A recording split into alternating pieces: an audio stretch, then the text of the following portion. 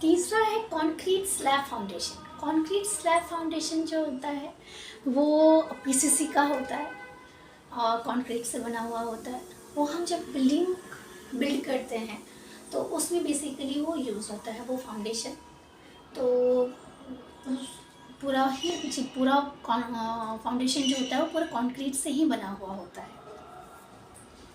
सुरखा गांव का जो प्लॉट था उस प्लॉट पर भी हमने जो फाउंडेशन तैयार किया था वो कंक्रीट फाउंडेशन ही था।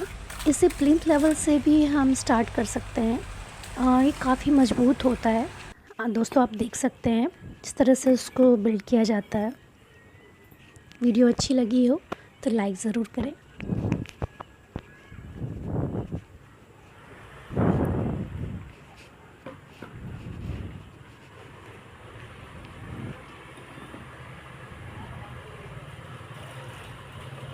Thank you.